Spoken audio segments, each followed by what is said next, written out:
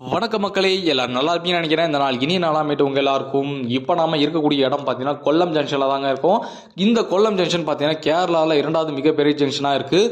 இங்கே மொத்தம் 3 ரூட் வந்து இந்த இடத்துல வந்து சந்திக்கிறதுனால இது ஒரு ஜங்ஷனாக தாங்க கருதப்படுது.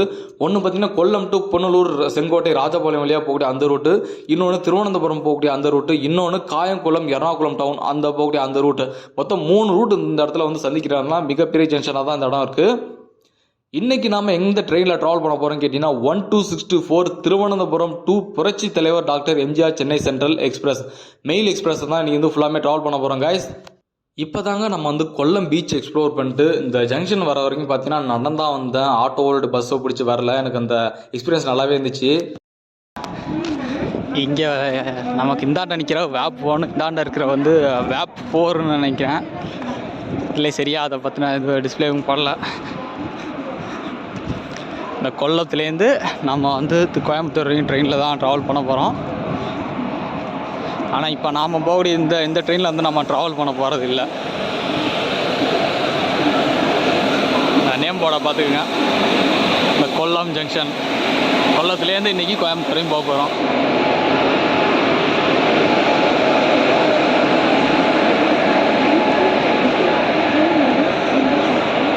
இது வந்து நாகர்கோவில் போகக்கூடிய பேசஞ்சருங்க. அதுதான் இப்போ அனௌன்ஸ் பண்ணிகிட்ருக்காங்க. இது ரேக் ஷேரிங் இருக்குது போல இருக்குது. கோயம்புத்தூர் நாகர்கோவில், அவர் நாகர்கோவிலேருந்து கொல்லத்துக்கு வந்து பேசஞ்சராக ஆப்ரேட் ஆகும் போல இருக்குது. நமக்கு இந்த ஆண்டு இருக்கிறவர் வந்து நிறையா வந்து ரேக் ஷேரிங் கொடுத்துருக்காங்க. நாகர்கோவில், கோட்டயம், நிலம்பூர், கொல்லம், புனலூர், கொல்லம், திருவனந்தபுரம். நீங்களே பாருங்கள். இந்த கொல்லம் ஜங்ஷனோட மெயின் பில்டிங் தாங்க வந்திருக்கோம். இங்கேயுமே வந்து இந்த அம்ரித் பாரத் ஒர்க்லாம் நடந்துகிட்டு இருக்க போல இருக்குது. அதனால நிறைய இந்த மெயின்டெனன்ஸ் ஒர்க்லாம் நடந்துருக்கு பாருங்கள். நம்ம ட்ரெயினுக்கான அந்த அனௌன்ஸ்மெண்ட் இன்னும் வேறு சில ட்ரெயின்ஸோட அந்த ஷெட்யூல் தான் ஸ்க்ரோல் ஆகிட்டு இருக்கு பாருங்கள். வேறு லெவலுங்க. பக்கம் வெஹிக்கிள்ஸ்லாம் அப்படியே அவங்க வந்து பேசஞ்சர்ஸ் இறக்கிட்டு அப்படியே அவங்க பாட்டு போயிட்டுருக்காங்க. டிக்கெட் கவுண்டர் வந்து டெம்பரரி அங்கே தான் ஓப்பன் பண்ணியிருக்காங்க. அதையும் பார்க்குறீங்க. காலையில் இங்கே தான் வந்து டிக்கெட் வாங்கிட்டு டக்குன்னு அந்த ட்ரெயின் ஏறினேன். இங்கே வந்து டிக்கெட் வாங்கிக்கலாம் அன்ரிசர்வ் வரணும்னா.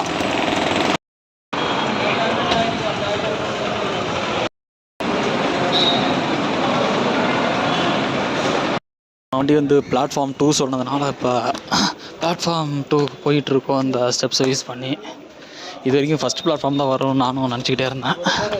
அதுக்கு அப்படி எதிர் மாதிரியாக நடக்குது. அது கோச் பொசிஷனர் எப்படி இருக்க போகுதுன்னு தெரில.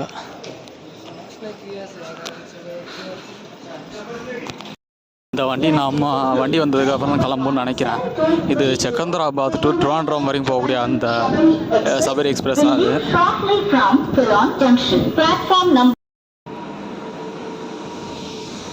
இந்த ட்ரெயினில் தாங்க நம்ம வந்து ட்ராவல் பண்ண போகிறோம் கைஸ். ஆன் டைம்க்கே கொல்லம் ஜங்ஷன் வந்துருச்சு. நம்ம போகக்கூடிய டெஸ்டினேஷன் எவ்வளோ நேரத்தில் போய் சேருதுன்னு பார்க்கலாம்.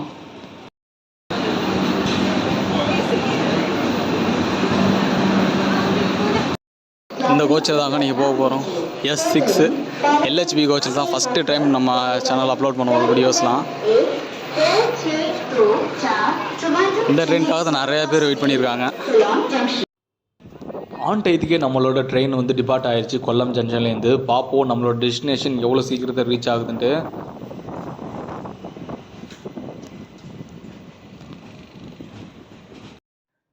லைஃப்லேயே ஃபஸ்ட் டைம் இப்போ தாங்க ஒரு LHB கோச்சில் வந்து ட்ராவல் பண்ணிகிட்ருக்கேன். எத்தனை வாட்டி சூப்பர் ஃபாஸ்ட் எக்ஸ்பிரஸ் இந்த ட்ரெயின்ஸ்லாம் ட்ராவல் பண்ணியிருக்கேன். ஆனால் LHB கோச்சில் ட்ராவல் பண்ணுறது தான் ஃபஸ்ட் டைம் எனக்கு. பார்ப்போம் இந்த எக்ஸ்பீரியன்ஸ் எப்படி இருக்குன்னு.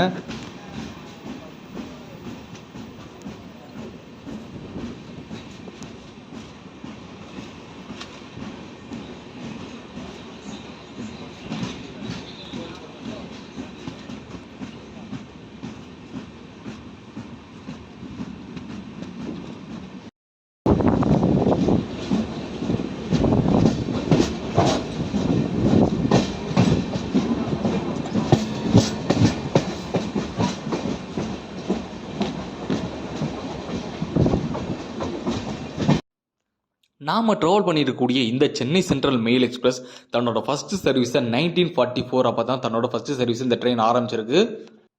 ஆரம்ப காலகட்டத்தில் இந்த train Chennai central to Cochin harbour terminus வரைக்கும் தான் ட்ரெயின் ஆப்ரேட் பண்ணியிருக்காங்க. 1977 பிறகு தான் இந்த ட்ரெயினை திருவனந்தபுரம் சென்ட்ரல் வரைக்கும் எக்ஸ்டெண்ட் பண்ணியிருக்காங்க. கேரளா ஒழிய இயக்கப்பட்ட இரண்டாவது எக்ஸ்பிரஸ் ரயிலாகவும் சவுத் கேரளாவை கனெக்ட் பண்ண முதல் எக்ஸ்பிரஸ் ட்ரெயினாகவும் இந்த ட்ரெயினுக்கு ஒரு ஸ்பெஷலான ஒரு அங்கீகாரம் இருக்குது.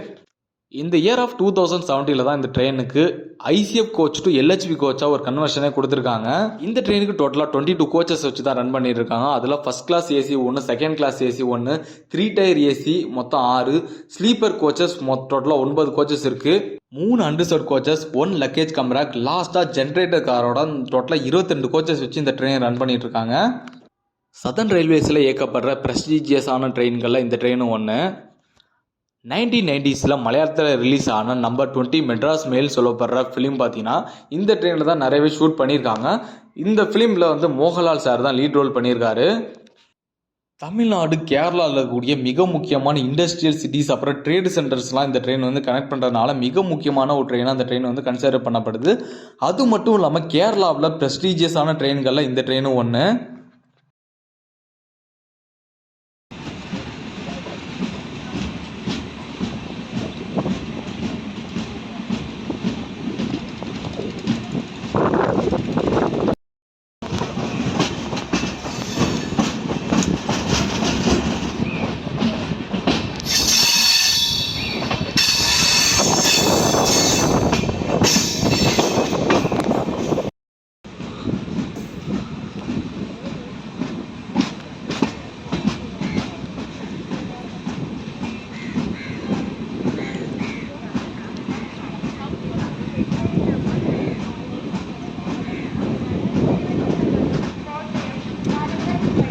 சரியாக 4:55 காயக்குளம் ஜங்ஷன் ரீச் ஆகுதுங்க நம்ம ட்ரெயின்.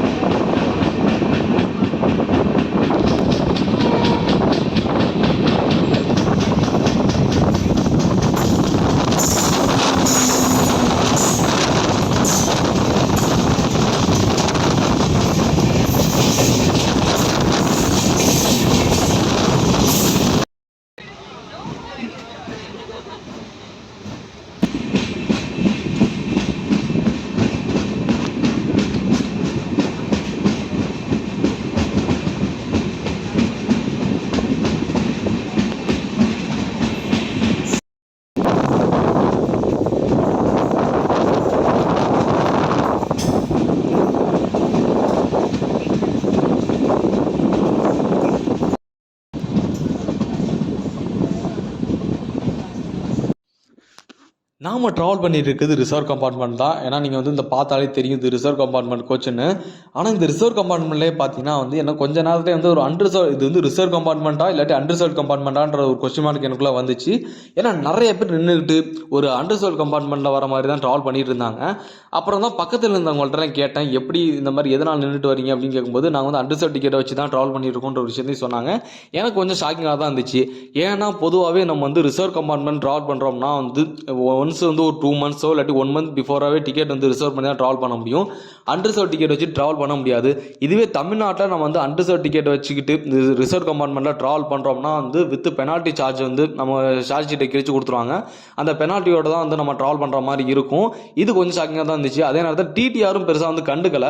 ஏன்னா வந்து டிடிஆர் வந்து டிக்கெட் செக் பண்ணிட்டு அவங்களும் வந்து அலோவ் பண்ணுறாங்க ட்ராவல் பண்ணுறதுக்கு. அது கொஞ்சம் ஷாக்கிங்காக தான் இருந்துச்சு எனக்கு. அதுக்கப்புறம் சரி இது டி ரிசர்வேஷன் மெத்தடில் வந்து இவங்களாம் ட்ராவல் பண்ணுறாங்கன்ற மாதிரி தான் நினச்சிட்டு கேட்டுருந்தேன். ஆனால் டி ரிசர்வேஷன் டிக்கெட் பொறுத்த மட்டும் நம்ம வந்து ஒரு 200, 300 ஏன் 350 கிலோமீட்டர்ஸ் தாண்டிலாம் ட்ராவல் பண்ண முடியாது. டி ரிசர்வேஷன் மெத்தடை பொறுத்த மட்டும் ஒரு 100 கிலோமீட்டர்ஸ்குள்ளே தான் ட்ராவல் பண்ண முடியும். இது வந்து கொஞ்சம் ஷாக்கிங்காக தான் இருந்துச்சு. இதுவே தமிழ்நாட்டில் இந்த மாதிரிலாம் ட்ராவல் பண்ண முடியாது எனக்கு தெரிஞ்சு. ஏன்னா நான் வந்து மோஸ்ட்லி வந்து ரிசர்வ் கம்பார்ட்மெண்ட்டில் ட்ராவல் பண்ணும்போது வந்து ரிசர்வ் கம்பார்ட்மெண்ட்டில் யாரும் அண்டர்சர்வ் டிக்கெட் வச்சு ஏற மாட்டாங்க. அப்படியே ஏறினாலும் அவங்களுக்கு வந்து அதிகம் நான் பார்த்த வரைக்கும் நிறைய பேர் ஃபைன் அந்த பெனால்ட்டி சார்ஜ் ஷீட் வந்து கிழிச்சு கொடுத்துருவாங்க. அதுதான் நான் நிறைய வாட்டி பார்த்துருக்கேன். ஒருவேளை நீங்கள் வந்து பகல் நேரத்தில் இந்த டே டயத்தில் இந்த மாதிரி ரிசர்வ் கம்பார்ட்மெண்ட்டில் அண்டர்சர்வ் டிக்கெட் வச்சுட்டு போட் பண்ணிடுறீங்களா அப்படி இந்த மாதிரி போட் பண்ணுறதுக்கான பாசிபிலிட்டிஸ் இருக்கான்றதை கமெண்ட்டில் லீவ் பண்ணுங்கள், நானும் தெரிஞ்சுக்கிறேன்.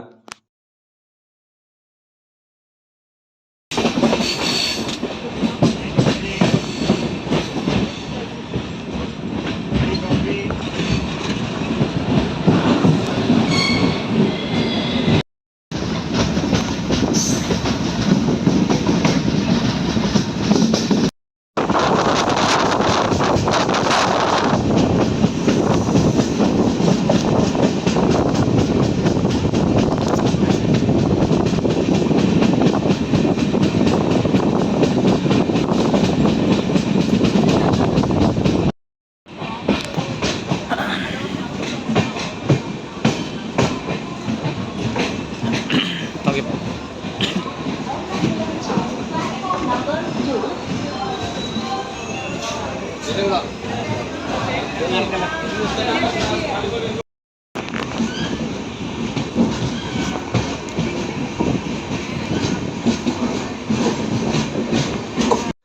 இப்போ நம்ம ஆலுவா ஸ்டேஷனில் தாங்க இருந்துட்டு இருக்கோம். இந்த ஆலுவா ஸ்டேஷனில் ஒரு வித்தியாசமான ஒரு கோச்சை பார்த்தேன். இந்தியன் ஆர்மியோட இந்த ரயில்வே கோச்சை பார்க்குறேன்.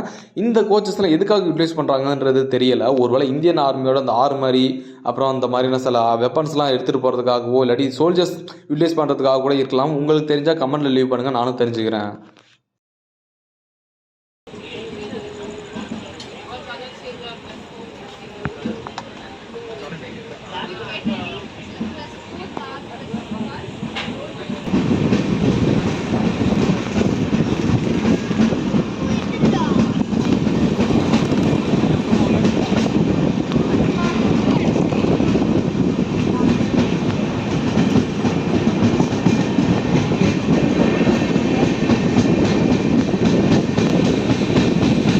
இந்த ட்ரெயினில் ஆன்போர்ட் கேட்டரிங் ஃபெசிலிட்டிஸும் அவைலபிளாக இருக்குது. அடிக்கடி பார்த்தீங்கன்னா இந்த ட்ரெயினில் வந்து இந்த ஸ்நாக்ஸ் ஐட்டம்ஸ், டீ, காஃபி இதெல்லாம் அடிக்கடி சேல் பண்ணிகிட்டே இருந்தாங்க. நான் வாங்கியிருந்தது பார்த்தீங்கன்னா chapati with mixed veg kurma தான் வாங்கியிருந்தேன். டேஸ்ட்டு பார்த்தீங்கன்னா ஆஹா ஓஹன்றவர்களாம் இல்லை, ஓரளவுக்கு ஆவரேஜான டேஸ்ட் தான் இருந்துச்சு.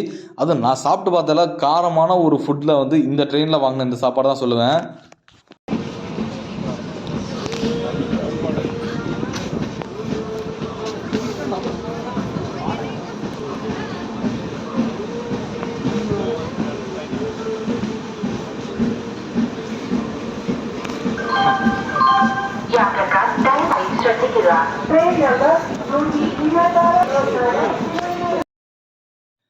இந்த கோச்சில் தான் நம்ம ட்ராவல் பண்ணிட்டு இருக்கோம். நாம உட்காந்துருக்க இடத்துல வந்து சார்ஜிங் பாயிண்ட் போடக்கூடிய ஒரு சார்ஜிங் பாயிண்ட் பிளக் இருக்குது. அப்புறம் வந்து வாட்டர் பாட்டில் தொங்கக்கூடிய அந்த நெட் இருக்குது. இந்த மாதிரியான பேசிக் ஃபெசிலிட்டிஸ் எல்லா ட்ரெயின்லையும் இருக்கிற மாதிரி தான் இந்த ட்ரெயின்லையுமே இருக்குங்க.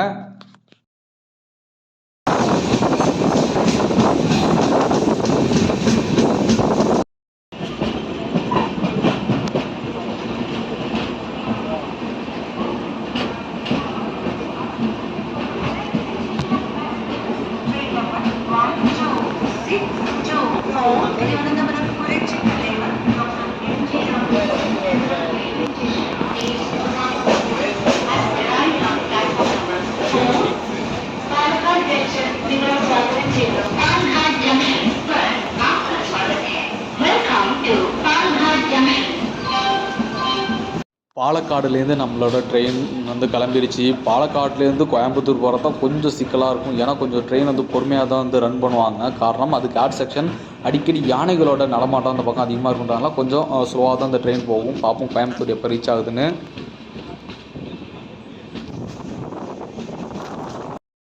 10 நிமிஷம் ஏர்லியாகவே நம்ம கோயம்புத்தூர் ஜங்ஷன் ரீச் பண்ணிகிட்டு இருக்கோங்க. 10 நிமிஷம் ஏர்லியாக வந்தாலும் இந்த ட்ரெயின் எந்த டயத்துக்கு கோயம்புத்தூர்லேருந்து லீவ் ஆகணுமோ அப்போ தான் வந்து லீவ் ஆகும். அது வரைக்கும் ட்ரெயின் அந்த பிளாட்ஃபார்ம்லேருந்து நின்றுட்டு இருக்கும். கொஞ்சம் ஆச்சரியமாக தான் இருந்துச்சு. ஏன்னா பாலக்காடு, திருச்சூர், எர்ணாகுளம்ட்டெல்லாம் பார்த்தீங்கன்னா நிறைய ஏகப்பட்ட ரொம்ப நேரம் ஸ்டாப்பில் இருந்துச்சு இந்த ட்ரெயின். ஆனால் அதெல்லாம் வந்து எப்படியோ பிரேக் பண்ணி கரெக்டாக ஒரு ஏர்லியாகவே நம்மளோட ஜர்னி வந்து கோயம்புத்தூருக்கு எண்டுக்கு வந்துருச்சுங்க.